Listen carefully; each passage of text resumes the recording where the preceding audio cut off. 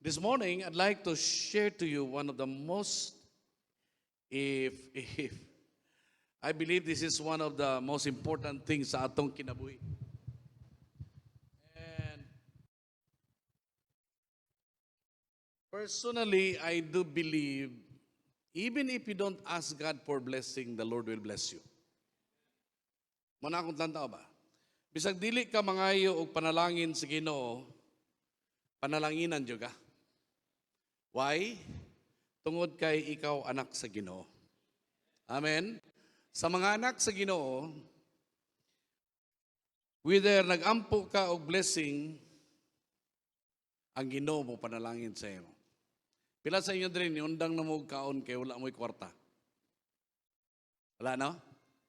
Because our God is bound to bless us. But I think there is a need for us to have a good perspective or insight, especially biblical view sa ato ang finances. For the first time, I preached this topic about finances. I'm not trying to be a good finance advisor, but thank God there is a teaching in the Bible the way we handle our finances. The reason why I say that simply because there's a lot of marriages have been broken because of money. A lot of corporations had been go or stop their operation because of money. A lot of churches split because of money. And lots of pastors also, now they are not in the ministry simply because of money. I believe that money is not, it speaks of our spiritual life, the way we spend our money. The way we look at money or material things, it also speaks of who we are and what we are as a believer. Now, kita tanan, we come this morning to worship God. So our body, sabi nga ng Romans 12, present your body a living sacrifice. So our body come to this church and we worship God. We come with all that we have to worship God. But my question is, have you tried that your wallet also will worship God? Have you tried that pwede po diya ang ako ang pitaka mudayeg sa Ginoo? And that's the topic that I would like to share to you this morning. And let me start by saying that God owns it all. Tanan, nabay ato ani? Bisag ang atong giginahawa, dili na ato. Ginoo gyud na. Can I hear loud amen? Now, I don't understand because sometimes money begins to be the issue of churches, issue of marriages, that murabag nabutang ang kwarta sa tubangan, nakalintan nato nga ang Ginoo pwedeng mo provide sa atong pagkinahanglan. And kung doon na kay balay, doon na kay kotse, doon na kay pamilya, you have everything in this life, comforts in this life, announcement. God owns it all. And this morning, I'd like to center or to dwell on the issue of finances, and I'm praying that our wallet will also worship God. That's why I titled the sermon this morning, Giving is Wallet Worship.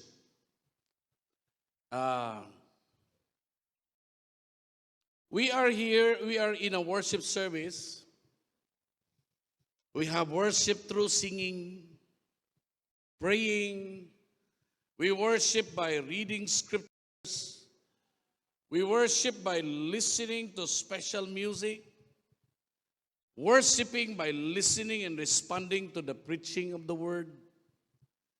And there was another act of worship in our service, and this act of worship is probably the most unpopular. And that is this act of worship that is one that most do not want the pastor to talk about. This act of worship is done with our wallet. That's why I say giving is a wallet worship.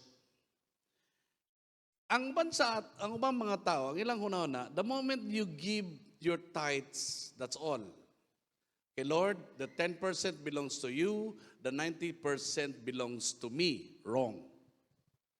God owns it all.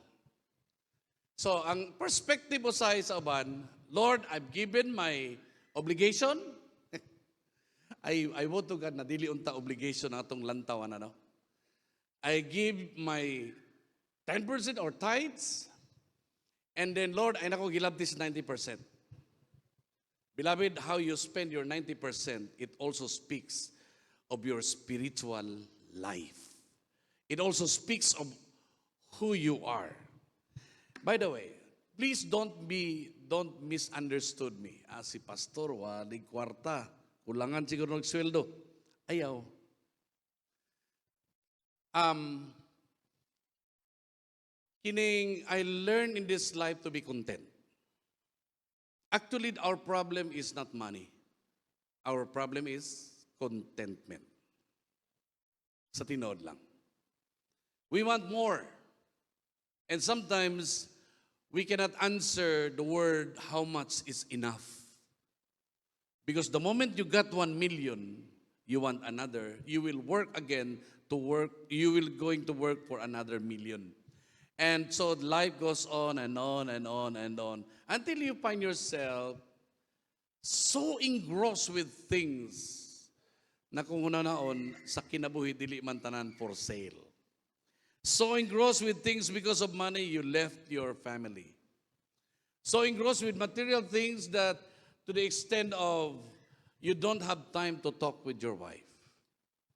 So engrossed with things that moabot sa punto nga kung magbiyahe gani mo sa imong bana, lahi sa eroplano, lahi po kag eroplano, kay basig mabagsak ang eroplano, niya to among duha dito, way mabilin yung duha. Unsa na lang inyong mga kabtangan. Stuff like that, no? And because of that, ang preoccupation sa kinabuhi, mura na lang o material things. Announcement, dili for sale tanan.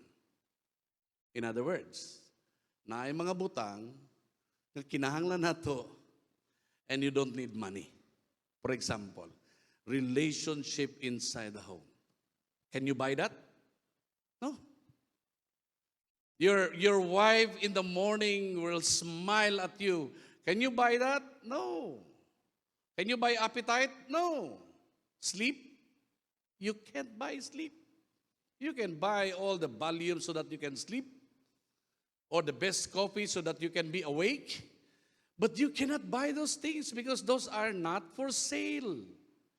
And I would like to tell you this, beloved, that after this sermon, I would to God that our wallet will also worship God. Now, I just don't know how you manage your finances. I've been looking these days, making some research, listening to Chinkitan and some good financial advisor. They would always talk about if you want investment, you go to MP2. Stuff like that, no? If you want investment, you go to WISP in SSS. But you know what? The best advice for finances is the Word of God. And I'm not here because I want increase of my salary. As I've said, I'm so content with what I have. the church council design a financial package or salary package for us, and that would be enough. It's not much, but enough. And enough plus contentment is wonderful. Mo nagingon ni Pablo, contentment plus godliness equals great gain. Kung gusto ka ginansya, dihata sa Ginoo. I remember Piolo Pascual, showbiz pastor. I mean, he make mention this. After he received his first award as best actor, he said, "Is this all?" Muta na siya. Mo lang may kinabuhi. Kanit bang tanan akong pagpaningkamot mo lang ba ni? Trophy. Ibutang nimo sa wow, trophy. Pagkatapos, mataya. Timing, nagbalhin kag balay, di na nimo dalon, kay gikapoy ka na. Diba? So those things are nothing. But I'm saying this, dapat maningkamot po ta. Amen? A good steward is a person who saves. A good steward of finances is a person who knows how much to give. A good steward is a person who knows how to help. But most importantly, how to enjoy God's favor and blessings sa imong kinabuhi. And dili pod mali nga magbangko ka, magtago kag kwarta. Dili na siya mali. But what I'm saying is this. Let it be that our wallet will always worship God. Amen? Amen? Praise God. And our verse is found in 2 Corinthians chapter 8, verse 1 to 9. And it says, "Moreover, brethren, we make known to you the grace of God bestowed on the church of Macedonia, that in the great trial of affliction, the abundance of their joy and their deep poverty abound in the reach of their liberality. For I bear witness that according to their ability, yes, and beyond their ability, they freely willing, imploring us with much urgency that we would receive the gift and the fellowship of the ministering to saints.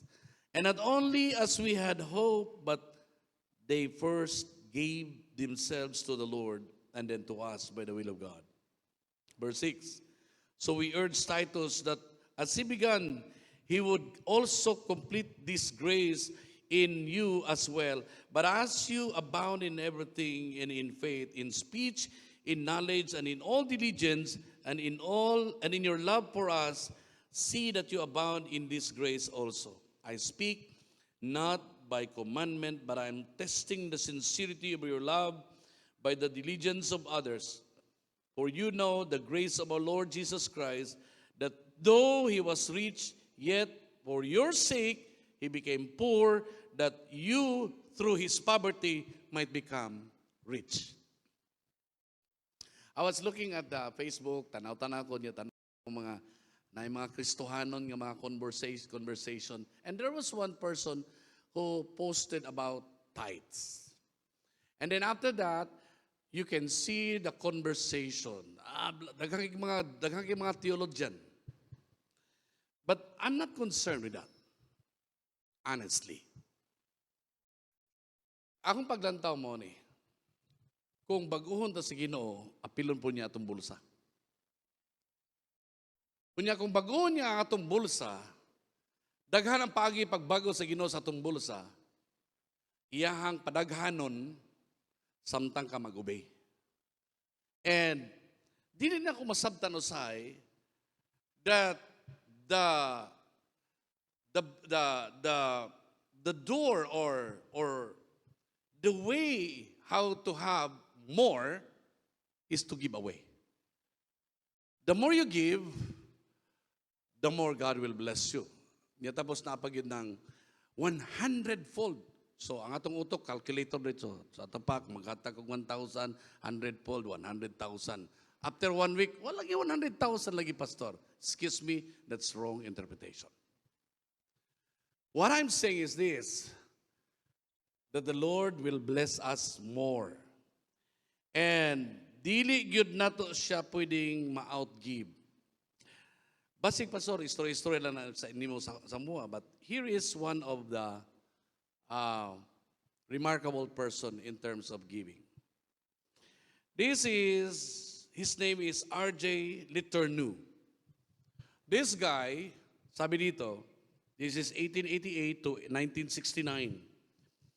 He was a Christian industrialist who dedicated his life to being a businessman for God.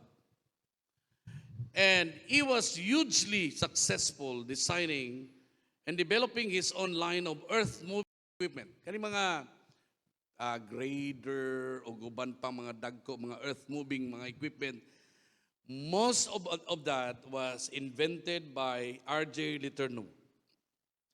He was a maker of nearly 300 inventions and had hundreds of patents in his lifetime. As he succeeded financially, he increased his giving to the point where he was giving 90% of his income to the Lord's work. Ano yung isulti? I shovel out money and God shovel it back. But God has a bigger shovel. Ginapala na ko ang kwarta padto sa Ginoo, pero ang Ginoo ni pala pud siya balik og palag kwarta sa kuha, pero dako ang iyang pala kontra sa akong pala. Now, that's our God. And Letourneau, you may be thinking I could give 90% too if I was a multimillionaire. Maybe so, but Letourneau didn't start out wealthy. This man who knew how to clear obstacles when he met his wife, Evelyn. She was about 12 years old, and he was in his 20s. Almost once, Evelyn fell in love with RJ and began to pray, "Oh God, please have him wait for me." Kuya Bayan, ano?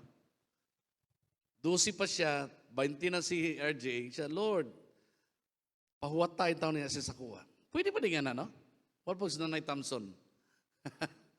And when she turned 17, he asked for her hand. His father, Oscar Peterson, forbade marriage until Evelyn was 21. So RJ eloped with her to Tijuana in Mexico. Nagkuhan sila, nagtaban sila, buguin tawanan. Life was tough for the young couple. Often they did without necessities. For years, they did not even have running water. The death of their first child forced them to realize that they had neglected God in their marriage. They committed themselves fully to the Lord and began to tithe. By 1920, RJ opened his first garage. The year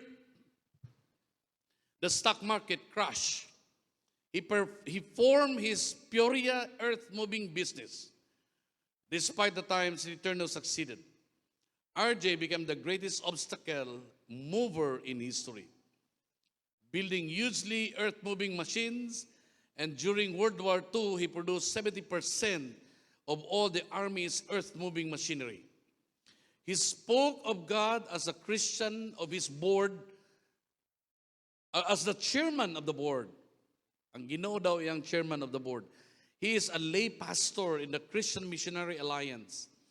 RJ shared his faith with millions during his time. Additionally, he started 2 agricultural missions in Liberia and established Letourneau Foundation to channel 90% of his personal salary to Christian endeavor. Sorry. Oh.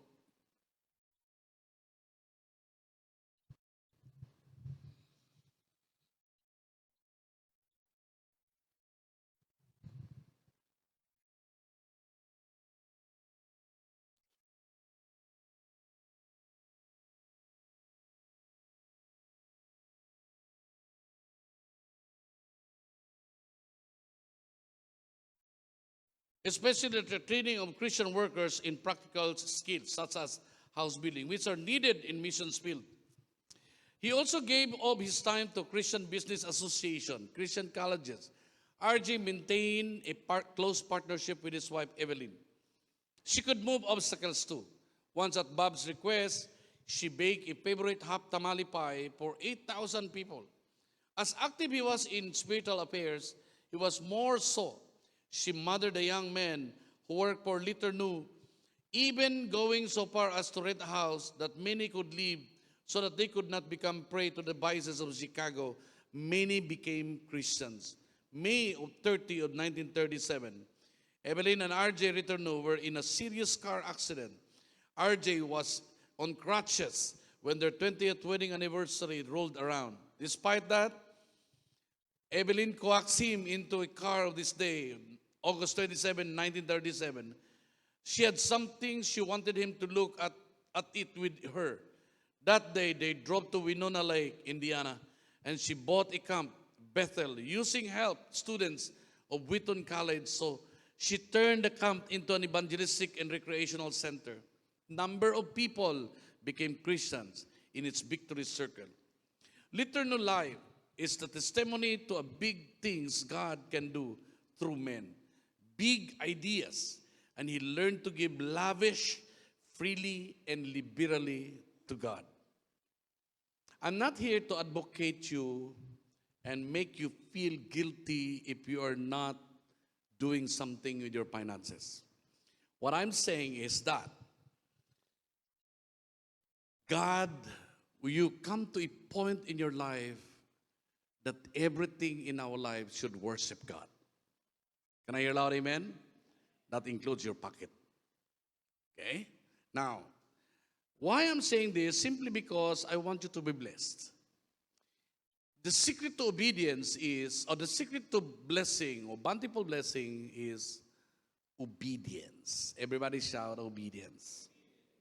Now, back to our passage. Nganong murag tanaw ninyo ang bersikulo, murag si Paul naghangyo og offering sa mga simbahan para iyang dalon sa Jerusalem church. Because at Jerusalem church, there was great famine, severe trials, grabe ang persecution, ug ang mga Kristohanon niadtong panahon na naglisod yun in town sila. And here is Paul, he was somewhere in Greece, in Macedonia, and then he tried to ask money from Macedonia down to Corinth and ask money so that they can help people in Jerusalem. Now here, beloved, if you notice, kanang sa ibabaw, na Macedonia diri sa ibabaw, Thessalonica, then Corinth, but the church of Jerusalem is right there. That Jerusalem church got a very intense persecution that started during the time of Stephen. He was stoned to death. And then because of severe persecution, mga tao naapektuhan economically. And Paul had a burden to help these people. And so because of that, he asked money and asked these Macedonian believers as a example. Now, in verse 2, it says that in a great trial of affliction, the abundance of their joy and their deep poverty abounded in the riches of their liberality. Kinsa ni, these are the Macedonian church. And Paul reported to the Corinthian church or Corinthian Christians the example of Macedonian Christians, that though they were in great trial of affliction, though they were in deep poverty, still they give generously, abounded in riches of their liberality. If I may summarize that verse, they got severe trial, they have overflowing joy. Pwede din mag-uban, no? Extreme poverty, but they have overflowing joy. Paano yon, mga ison? What I'm saying is this: dili tanan for sale. I remember one member of ours, he said, we have money, but what can I do with that? In other words, money can buy everything for us.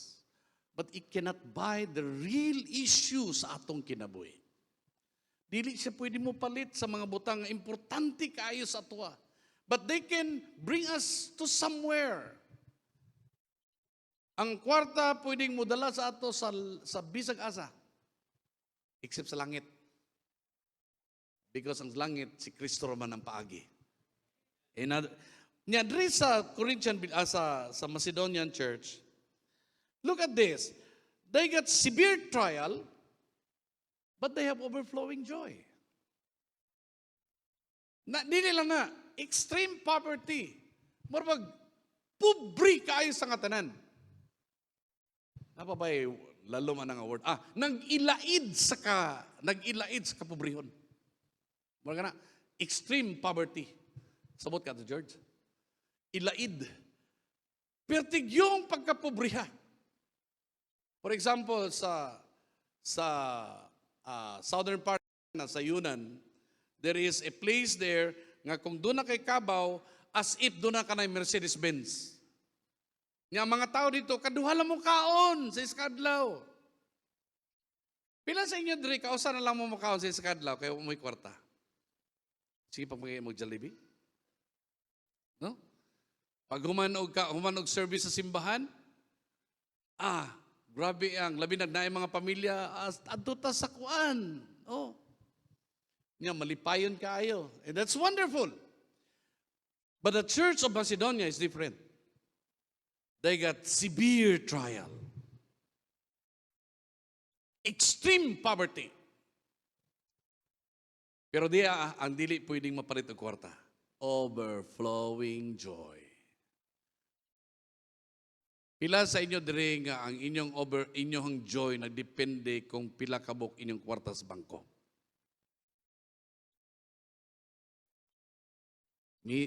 Brothers and sisters, you miss something. If that is.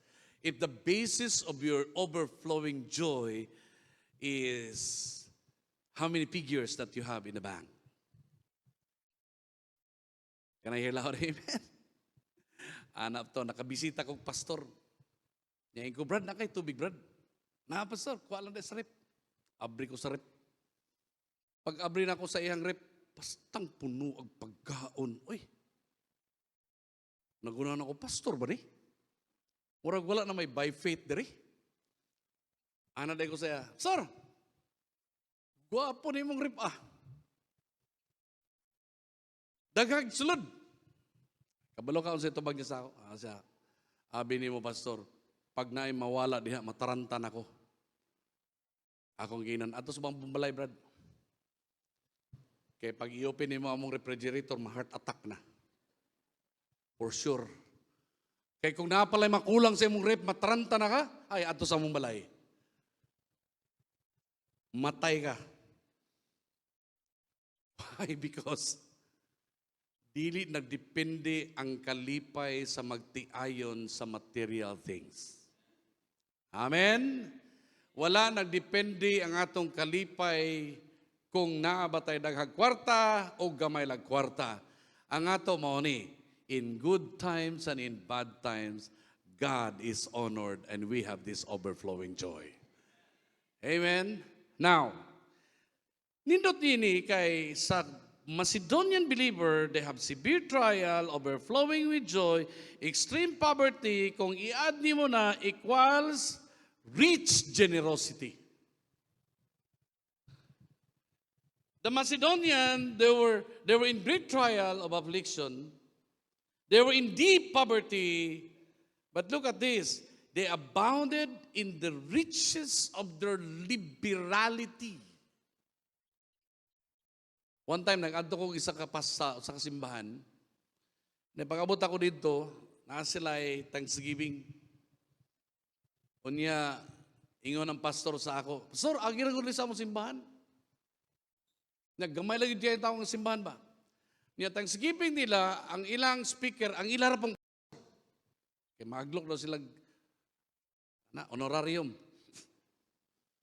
Unya pagkahuman, nangaon sila. Nanggawas itong mga pirit bitaw nga sinugba. Wag yung nakitang litson. Pagkahuman, dugay-dugay, nigawas mo tong kinilaw nga tamban. Pero habang sila nagkakaon, ang kalipay sa ilang simbahan, praise the name of the Lord. Iktandi nimo sa simbahan nga grabe, pila ka bukbaka gilitson, pero ang mga tao dito walay kalipay, kay nagsikasuko, kay daghan pa daw kunog tao nga pa nakakaon. Nya pagkahuman sa Thanksgiving, nang giaway ang mga opiser. May pagwalay handa. But that church is so simple. Tagabasahan pa ginilag ka ng citation, certificate of appreciation to our own pastor. Why honorarium? Pero, butangan og ka ng kamuti, tangan og ka ng guso, pero ang kalipay sa mga igsoon dito sa Ginoo, di mabayaran og milyon. Mao na nindot. Amen? Amen? Yes. And Matthew 6:21 says, where your treasury is, there your heart will be also. What we give and how we follow through on our commitment to give, we are valid tests of our love to our God. In verse 3, it says, for I bear witness that according to their ability, yes, beyond their ability, they were freely willing, imploring, look at this, murabag, tanaw ni Paul, dili naman ako dapat ni pangayon, pero ang mga tao sa Macedonia, Paul, give us the opportunity. We implore to you, we will give this. Sabi nga ni Paul, I bear witness. Paul knew that the Macedonian gave in two ways. First, they give according to their ability. Proportion. And in a sense that in total, their gift was not very much. It was not a large gift in a total peso sense. Secondly, since their heart was freely willing to give, they give in proportion to the little they did have, and they give even beyond their ability. Ba na? Mabining mga kinaiya sa mga Pilipino.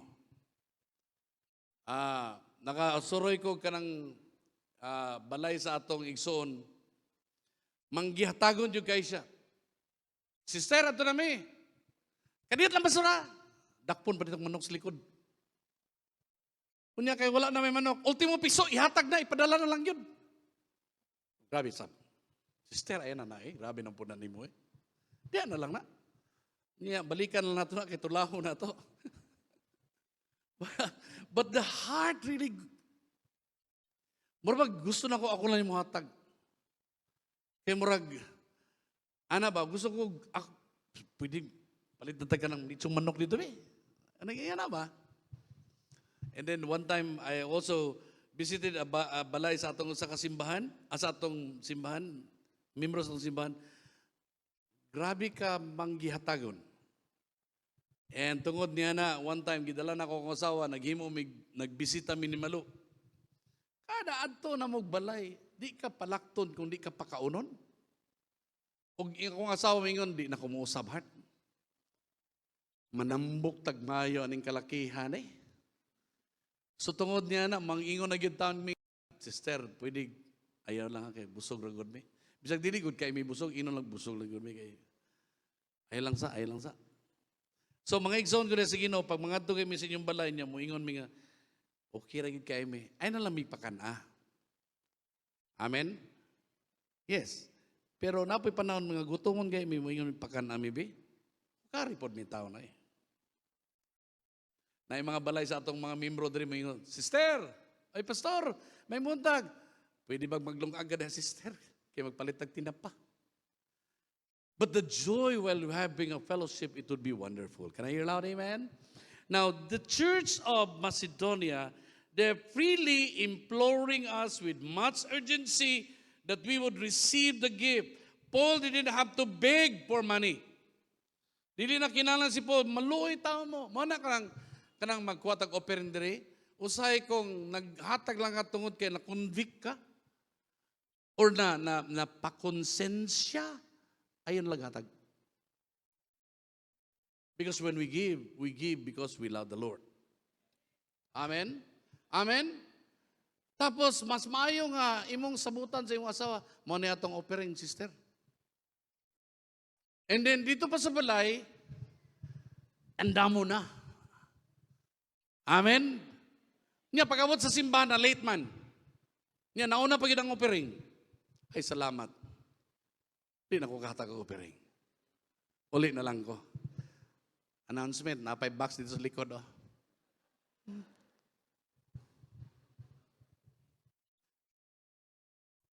Ang iyang offering kay iyaging giputos ba? Ang akong offering pastor, treasure gyud kay nako ni. So iyang gibutang sa iyang sa iyang ni panyo niya iyang gibugkot ug maayo. Hatag taas tong offering mga igsoon, iyan ang ginahinay og kanang ukab. Niagi na lang ang offering bag wa pagyud na ukab. Iyahan na lang gibugkot og balik unya gibulsa. I mean, usay ipakonsensya pa nato whatever. Ayaw na. Magsabot ta diri sa Davao City Church. When we give because we love. Dili na ko magpakonsensya katong nasakit lagi si kuan, wa man guna nagahatag og tithes. Ka-judgmental po nato eh. No, sa may labot sa bulsa o sa iyang health. Gusto mo kayo mukaon kung litson, di mo ito na atake. Bagay, apil po dito, no, kaya ang gipalit sa litson, kwarta man niya po, no? Murag, nataingon niya ng attitude, di ba, no? Adili Dedris Davao City Church. Thank God. But many times, we try to connect. Nabankrupt lagi si God. Ay, mirisi, oy. Wa na tights. Nga na bookkeeper ka niya. Ayaw na. Sabota mga igsoon ha. When we just give because we love the Lord. It's part of us. Dili na ka nang, uy, kuan ba na? What about students? Tagal. You know what? Kini akong duha ka anak, amo na ning gipang-train tong una pa, nak. Nang graduate na lang na sila, ang ilahang allowance is 50 pesos. So si Abigail, pag-graduate niya college, so wangkig kayo ba? Payat kayo. Sumsum na kung anak yung taon ay. Mura manig katabang kadugay. Tapos, payat kayo taon. Liman ka, 50 pesos lang. So nanimaho na siyang iti, kaya halos na itong mga manok-manok na dapat sa Ateneo, mura may yung talig, katong, sana ka ng puti gani? Kanang puti gani nga nasa box. Taho. Na, paborito kayo na ni Abi. And 50 pesos na good tayo ilang mga allowance. Isa nak, dira, 50 pesos yung mga allowance. Pastor man good ta. Mga na nga. Hindi po sila magreklamo. Salamat na lang. But out of that, they also give their own offering to the Lord. Mga igsoon ko diya sa Ginoo. And one day, when Abby graduated in her course, the first ever salary that she receives, she gave it to the Lord. And I'm so proud as a dad, as a father, seeing my daughter doing such. And also my son, his first ever salary as a worker in the church, he gave that to a couple somewhere in diya sa may 7-Eleven. And then, paghatag niya, nihilak ang couple tungod kay ang magtiayon, timing yun, ang kwarta gihatag ni Dan Paul, nagpalit lang siya kape, ang tanan iyang gihatag dito, unya tapos bingon ang couple, salamat kayo dong, kay mao ni among ibayad sa hospital sa Davao Dok. Mga igsoon ko rin sa Ginoo, when we give because we just love the Lord. By the way, lahi ang giving ha, lahi po ng ayuda. Amen? Pag ayuda, politician na. Pag giving gani sa mga anak na sa Ginoo. Can I hear loud amen? Yes. So, the Macedonian Christians didn't have much to give, But they really wanted to give. They saw it as a privilege to give. Christians' generosity cannot be measured by how much one has to give. Doon na tayo mga igsoon nga, doon na tayo simbahan nga nasunog, practically tanan yun ang simbahan. Pero tihurot. Sa ilahang bangko, ilahang mga sound system, hurot. And then, somebody gave from our church. Ang proseso nato karong mga igsoon is that padala nato sa foundation sa national because our foundation will assist the church. And so all the cash, so gagmay, dagko, hatag na mo sa district tanan para ipadala sa national office. And now they begin to the engineers and architects are now doing their job so that the church will be rehabilitated. Mga igsoon ko na sa Ginoo, lots of people they give even beyond their ability to give. Hallelujah. Now, in giving, the real issue is not giving money. It is giving ourselves to the Lord, actually. If we really give ourselves to the Lord, then the right kind of material giving will naturally follow. So ang sikreto mga igsoon, not only the recognition that God owns it all, but second, we need to give ourselves to God first. In verse 6, so we urge Titus that as he had begun, so he would also complete this grace. But as you abound in everything, in faith and in speech, in knowledge, in all diligence, and in all your love for us, see that you also abound in His grace. In other words, maayo kayo mo magwali. Maayo kayo mo programa sa simbahan. Maayo kayo mga tao. Bright kayo mga tao. Pero ingon si Pablo, see that you also abound in giving to the Lord. So dili lang data maayo sa kabutang, kundi at the same time, dripod sa ato ang finances. And beloved, I'm here to tell you this, a good steward knows how to save. Most of the time, when I listen to some financial advisor, they make 60-40, they live by 40, they cut into 60-40, ang 40 sa ilang mga kinahanglan, and then they cut another 20% for their savings, and that is good financial management. Many times wala tay saving, dakotag utang simply because giuna nato og pambayad niya. O kung doon ay mabilin mo pa savings, why not mag-save ka diretso? Part of your budget, save it.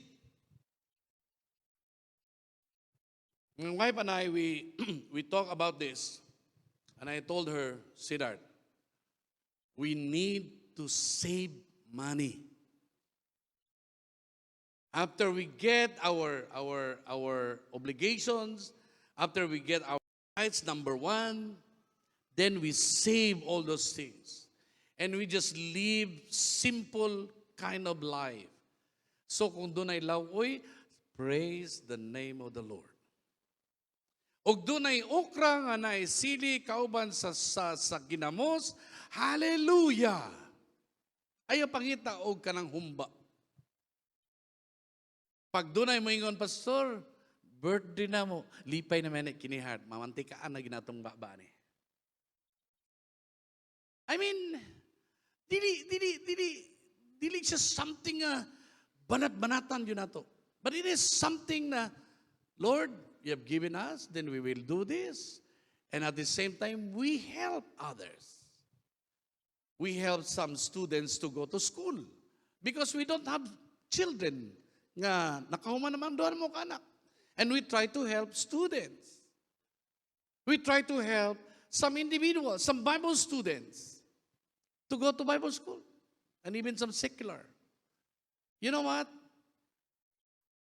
When God gave us much, that much is not only intended for your selfish ends, But also God put that in your hand because He wants to see you how good steward you are with the finances that He entrusted to you. Can I hear loud amen? So, daghang kay may mga expenses karong panahon na unya na unahang Ginoo.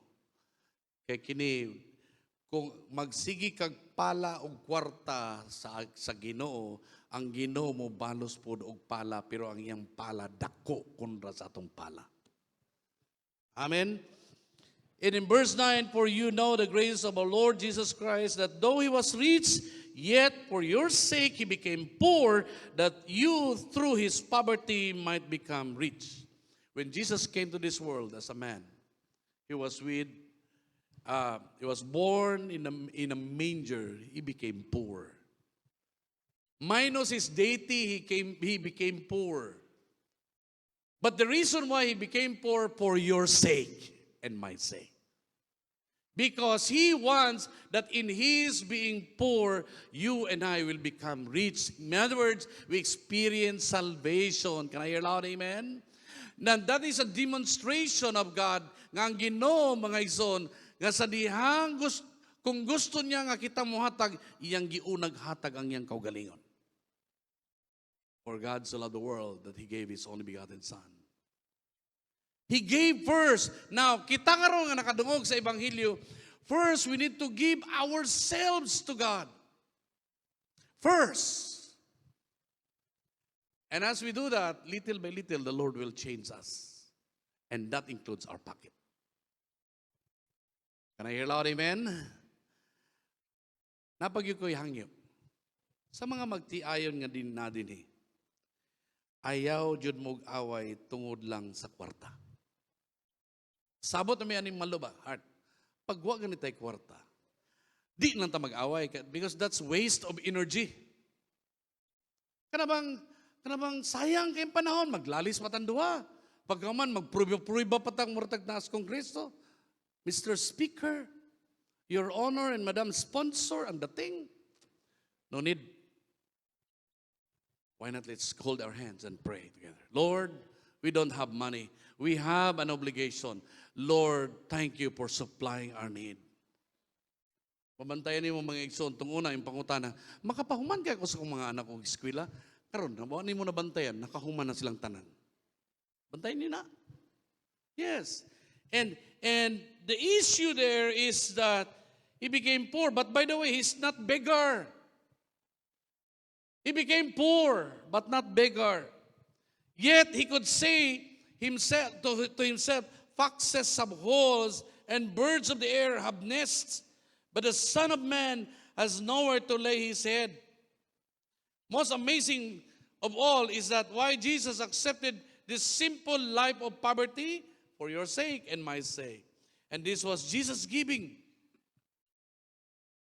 Through His poverty, we were benefited. We became a child of God. Somebody shout amen. Now, mga igsoon, go back to Matthew. Matthew chapter 6, verse 19 to 24 says, don't store up treasures on earth, where moth eat them and rust destroys them, and where thieves break in and steal. Store your treasures in heaven, where moth and rust cannot destroy, and thieves do not break in and steal. Wherever your treasure is, there your desires of your heart will also be. Your eye is like a lamp that provides insight for your body. When your eye is healthy, your whole body is filled with light. But when your eye is healthy, you're unhealthy, your whole body is filled with darkness. And if the light you think you have is actually darkness, how deep that darkness is. No one can serve two masters, for you have to hate one and love the other. You will be devoted to one and despise the other. You cannot serve God and be enslaved to money. In other words, mga igsoon, I have two things there. Number one, giving or wallet worship. Number one, pag sinabi ng Bible, don't stop don't store up treasures here on earth, but store your treasures in heaven. In other words, there is what we call investment. Where is your investment, beloved? How's your investment? If you want to have a dividend, you need to have an investment. Can I hear loud amen? If you want to invest, if you want dividends, you invest your money. And what about, my question is, asa ang investment sa imong kwarta, sa imong finances? Is it only for yourself? Bahin-bahini po ninyong Ginoo. Atong tumano ng Ginoo tungod kay where your heart is, where your treasure is, there your heart will be also. In other words, kung ang ato ang investment to sa langit, murag gusto tang magdali-dali nga mo adtog langit mo na manghagdata adto tag langit. No one can stop you to tell people, hey, let's go to Jesus. Have Jesus in your heart. So giving your wallet or giving wallet worship means there is an investment. Number 2, there is insight, the lamb. No? Sinabi nito, when your eye is healthy, your whole body is filled with light. But when your eye is unhealthy, your whole body is filled with darkness. In other words, your inside matters so much. Ang imong paglantaw, dili lang nining kalibutan na sa imong finances, but it is more to that. And lastly, integrity. In other words, you cannot serve God and be enslaved to money. Money is a cruel master, but money is a good slave. Can I hear loud amen? So, make money your slave. Don't ever make him your master. Because if you make him your master, you will make your time busy. You have no time to go to church. You will make your time busy. You have no time to talk to your wife or to your husband because you're so busy. But if you make your money your slave, that's wonderful. Can I hear loud amen? Don't ever worship God. We cannot worship God and be enslaved with money. But instead, we embrace the cross. Because when we come to Jesus, I'm here to tell you, He will bless us more. Mga igsoon ko diha sa Ginoo, ang pag-ampon ako karumuntaga is this. Number 1, have a mindset that everything that we have belongs to God. That includes our life. Number 2, give your life first to God. And number 3, obey Him. I'm here to tell you, I've never experienced favor and blessing from God not until I fully obey Him. Does it mean wala na problema? There's a problem. But whenever you encounter a problem, there is that word, sense of purpose to move forward. Na makaingkal, Lord, salamat yun kayo sa nga tanan. Have you come to a point in your life right now, if you look at your finances, it also speaks of our spiritual life. Actually, sa tinod lang, dako kayo nagbuti pasabot sa imong Kristohanong kinabuhi. But this morning, let me tell you this, God wants you to be freed from all those things nga murag naglisod ka. Have you come to a point in your life na nagsikagukod og cheque? Pertigyong stressful kay ka nakasitwasyon. Nabay mga sitwasyon nga nagsikagukod-gukod kaya na deadline? Beloved, that's not God's design for you. God's design for you is to experience freedom. But all we have to do is obey Him. Seek Him first. Can I hear loud amen? Unaon na itong Ginoo, kining mga butangan to just be added unto us. So, pero dili siya mo ang atong pursuit in life. Kaya kung siyang pursuit in life, maapektuhan imong asawa, maapektuhan imong mga anak, wa na kay panahon. Mo na daghang mga bata mo yun, akong papa, wa na panahon sa ako. There was one son, he was asked, can you describe your dad? He said, I can always describe my dad in one word. busy. Kaya ang father is a well-known preacher. Go some bisag asa lang, no? In a couple of hours, mabuan na lang sa iyang asawa, tuan na sa laing nasod. Mga igsoon ko na sa Ginoo, those things are good, but they're not important.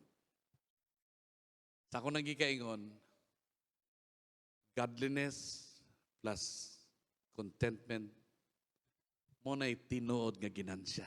Great gain. Amen? If you find yourself so busy, 24 hours is not enough.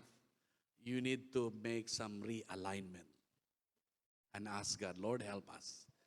Unsay akong himon, Pastor, if you're married, grab the hand of your wife and say, let's obey God in this area of our life. From now on, we will ask the Lord that our wallet will always worship God through our obedience. Number 2, if you have utang, siguro naman siguro sa ato diri na ay mga utang, atong ampuan nga makabayad na tag-utang.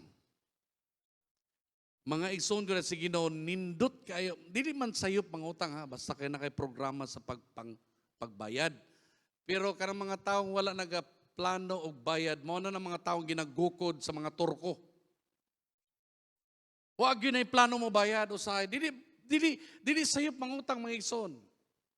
Can I hear loud amen? Yes. We can borrow money, make business, that's wonderful. Most of the people na kanang mga bilyonaryo karong panahon na, they use money from the bank, make a business, and in 1 year, they double, they triple, they quadruple the money. And they pay their utang. Pero mga igsoon ko na si Ginoo, kung until now, na iturko magsigi og dagan-dagan sa imong gukod-gukod, let me tell you this, you need to make realignment and ask God, Lord, this is not your will. We will decide to follow you. Usahay ba ang pait na to, pait sa mga Kristiyano karong panahon na magsige pag-discuss about tithes, magsige pag-discuss ingani grace giving, ang tithes wala na diri. Enough for that. What I'm saying is, let's obey God. Amen? That is the most important thing. Obey God. You see, that's not an issue because, sige pag, ay, dili na kay wala pa, balaod na. Hey! Long before nagnunay balaod, tithing is already there. And we don't need, dili na kay grace giving na kay we are on New Testament. That's not the discussion here. The discussion is obedience. And the key to bountiful blessing and generosity, liberality in giving is this. Obey God. Just some of you, just like me, na ako'y utang tunguna. And then I asked my wife, Lord, heart, murag maglisod yung tagbayad aning utangan eh. We make a sacrifice. That in 1 year, we paid all our debt. Muna makuyawan ko karon gani, kanang nalagay mo abot nga suwa bitaw sa mga sa card, makuyawan ako. And in the past, I told my wife, let's make some sacrifice. And my wife said yes. And we will stand praying that, Lord, we will never engage ourselves in utang anymore, not unless we need it. But if we don't need it, we will never. Even SSS, pag-ibig, or unsa ba ng mga utang-utang, never. And in fact, in this church, we have a resolution. When I entered this church as a pastor, we have a resolution that I'm not allowed to make cash advances in the church. And I signed that. And I said to myself that I will never ask for CA. My problem is, some of our staff will go to me, Pastor, I have this problem. So, we make our own system. We make some credit, something like, ang tawag nun? We call it safe staff assistance for emergency. And we put in some money. And all the staff can borrow that. And it would be wonderful. And I told him, no need for you to utang igawas. You can use this money. And because of that, mga igsoon, never did I ask, usay, nung pagay ko, Pastor, para makuha lang imong record dito sa SSS, pangutang po panagsa, pwede man ako check upon sa internet kung gusto na ako, di ba? But my point is this, when you go debt-free, it would be wonderful. Nindot ka ng, kanang feeling gani makabayad ka? Slambi ka ba? Pero nagunaw na gani kag napakay utang, di ka katulog. No? Pero nayuban, nangutang dagko kay di, tulog lang gihapon. Thank God for that gift. Pero kanang, lisod ba? Lisod ka? Slaina eh. Pero pwede ba mga igsoon, na magmalipayon ta, we have the freedom to give, to support, and at the same time, with joy in our hearts, and whenever we look at our husband or wife, we just smile. Because the Lord, we can literally see how the Lord blessed this union of marriage together. Church, I want you to go back to your home, talk with your wife. How are we financially? Dili magtago. Istoryahe gid ninyo. Mga magtiayon nga magtago, imo ng kwarta ako ni. Dili na kami nyoon. Ato ni tanang kwarta. And plan. And then, moabot ang panahon nga, dapat dili na kumaingan eh. Mga young people, okay rin kayo maglaag-laag. But do your financial management and stick on it. And pray that the Lord will bless you more. Nga moabot ka sa punto sa imong kinabuhi, nga dili na ikaw ang sigiog ka na magkinahanglan, ikaw na po ang manghatag. Can I hear loud amen? Yes. And that would be wonderful.